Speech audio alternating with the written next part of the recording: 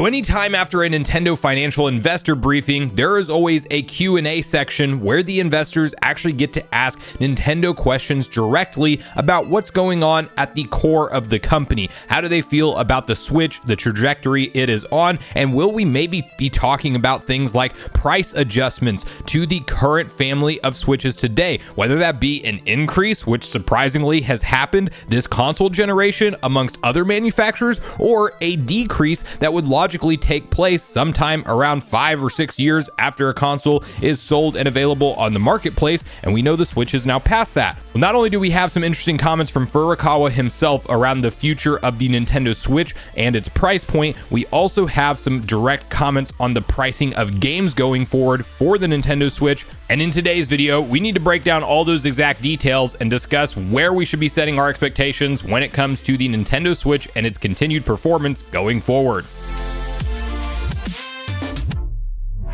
What's up, nation? Make sure you like, subscribe, and turn on your bell notification if you haven't already. And as mentioned, guys, today we are discussing the Nintendo Switch, where it is at in its life cycle as a whole in terms of sales, and as well as the trajectory that it's on from here, because you may know that, of course, Nintendo struck gold with the hybrid form factor that is the Switch, and there's not a lot of reasoning to suspect them to change course from that anytime soon. We do know that, of course, we should be expecting new console hardware within the next year or two, and that is evident just due to the slowing sales trajectory that we are seeing the Switch perform at today. There is just logically a point of market saturation where most of the people who are on the market for a Nintendo Switch and want to pick up one can and have already done so, and that is why Furukawa's statement around him even not being confident in potentially hitting the 15 million forecast that they've laid out for this fiscal year comes into play, because he is well aware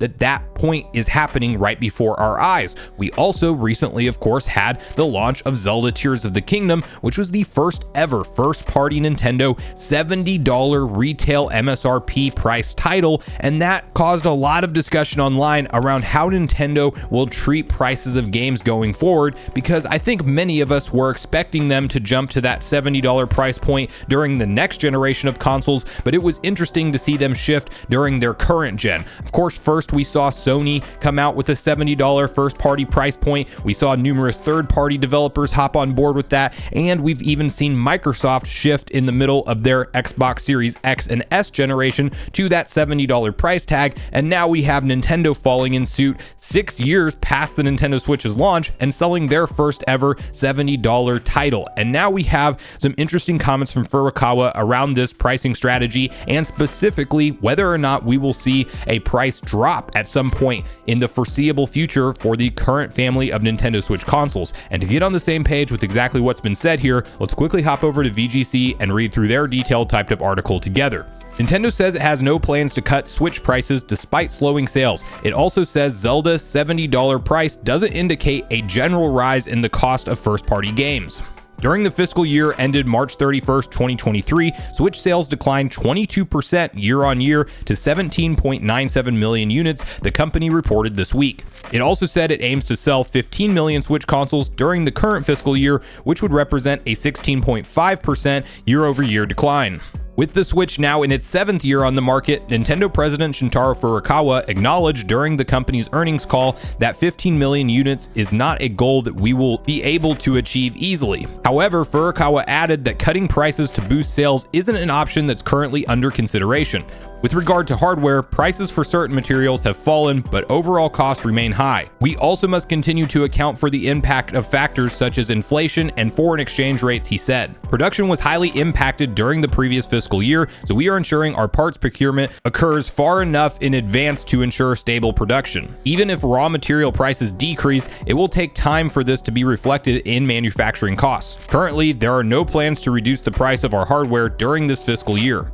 On the other hand, while we also have no plans to raise the prices, the yen continues to be weak and procurement costs remain high, so we will continue to monitor the situation carefully. When asked about the company's future software pricing plans, Furukawa reiterated previous messaging that first-party games will be priced on a case-by-case basis. Regarding the price of software, the MSRP manufactured suggested retail price of The Legend of Zelda Tears of the Kingdom is $10 higher in the US than its predecessor, but this does not indicate a general increase in the price of our software. Our approach is to determine the appropriate price of a product on a case-by-case basis, he said. It is true that development costs are on the rise due to the enhanced breadth of content and the requirement of more advanced technology to support online play, so the pricing for our new titles going forward is something we will continue to consider thoroughly. So there's a couple things to unpack with that statement there. First off, you would expect that the Nintendo Switch, after being out for a full 6 years, would be quite a bit cheaper to manufacture in the current environment now than it was before. However, if you do look at the inflation that has happened over the last 6 years, as well as some of the supply chain issues and some of the older technology that Nintendo is kind of left behind utilizing with the Tegra X1,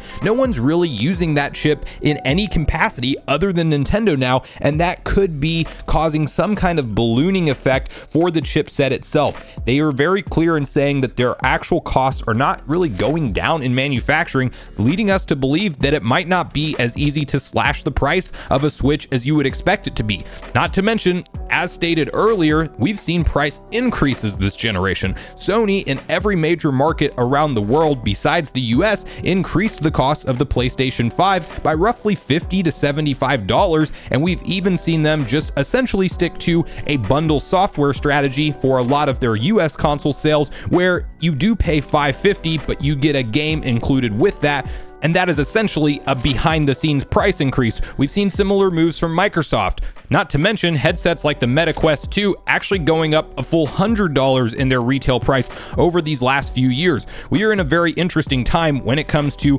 electronics and their price points, and things are going up in some cases, not down. So I do think with this particular situation in the Switch, it's clear that they're not going to cut the price currently, but what I could see Nintendo doing is waiting until we have the true success to the platform, the Nintendo Switch 2, and then they supplementally sell and support the current family of systems today at a maybe $50 lower price point across the board. So you have the OLED coming in at $300, you then have the base model at $250, and they just sell through those until they're done with their backlog of inventory, and then maybe we can even talk about a Switch Lite being available at $150, and maybe we'll see a Switch Lite OLED supplementally released too. We don't really know exactly what Nintendo's plans are with that line, but I do think it's clear that hardware costs have not come down enough for them to really consider it as a viable strategy to hit their goal. So rather, I think it makes more sense to see those price adjustments after Nintendo comes out with their new flagship console that I think we can safely expect to launch around the $400 price point. I don't think Nintendo will want to target a price much higher than that. I don't think we have to worry about a full $500 Switch 2, but I do think that it is very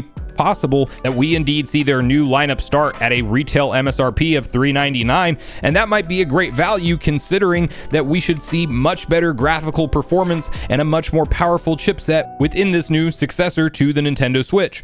There's also interesting rumors popping up suggesting that Sharp may be partnering with Nintendo for the display of a new console, because in their financial briefing, they're ramping up production of displays, and it's either them or Sony at this point, with Sony's attempted rumored handheld that's going to be an accessory for the PlayStation 5. But I do think that definitely behind the scenes, all of the parts are falling into place for Nintendo to make a new move on hardware. And then the question becomes, is the rest of this current console generation, as far as software pricing, what do we expect from Nintendo going forward? I do think that a game like Pikmin 4, the price may already be out there, but it's definitely going to be sold at a $60 MSRP. I think that smaller titles that don't have that mass audience appeal of a mainline Zelda game may indeed be sold at a $60 price for the foreseeable future. But I do think that when it comes to the Zelda, Marios, potentially even Donkey Kong, Animal Crossing in the future, for sure Mario Kart, whatever that sequel is, I think that $70 retail price tag is what we can expect as far as the future of Nintendo Switch games or Nintendo Switch 2 games. I think that that is definitely a price point that Nintendo will stick to, because you know that Nintendo doesn't like to even have the possibility of conversation that their titles are somehow devalued or less valuable than a first-party Microsoft or Sony title. So since $70 is the new standard, they will stick to that. I was just personally surprised to see them pull it off in the current console generation generation, but I think that is largely due to the fact that they knew that Tears of the Kingdom would sell and perform incredibly well, as we are seeing it do at that $70 price point. If there was ever a game to test it on, it's that one, and that's what Nintendo chose to do. But I do think that that signals a higher price point for first-party titles for sure by next generation, and we may get one or two more mainline first-party developed Switch games through the rest of this year and next year that are also sold at that $70 retail price. But I found these comments fascinating due to the fact that we're now completed 6 years on the Switch, we're in the 7th year of sales, and there's still no price cut on the table. Will we see that potentially change in Black Friday? There's always a possibility that Nintendo pivots and doesn't align with their comments here, but I think that Furukawa stating pretty aggressively that a just across the board price drop is not going to happen for the next fiscal year, and that means that we are likely going to see new hardware before we do see any kind of price adjustment to the current family of Switch models. But I want to hear from you guys at this point in the video, all your thoughts and opinions on everything that was stated here and all of the new information that we're getting following the latest financial briefing. Do you think that we are indeed a year or two out maximum from the new console being sold and available? Do you think we will see Nintendo pull any kind of price cut to the current family of Switches when that happens, or even before that happens? And what do you think about the $70 price point being the quote-unquote case-by-case price for Switch software? And do you think that we will see most first-party developed Nintendo's titles sold at $70, or do you think we may indeed see $60 still go for certain titles for the foreseeable future? So regardless of your thoughts and feelings on everything we talked about today, I do look forward to hearing from you all in the comments down below before you leave the video, as I do look forward to getting a back and forth conversation started with you all around this topic. Go watch yesterday's video next if you haven't already, which is on screen right now. Also make sure you like, subscribe, turn on your notification bell, and I will see you guys in the next video.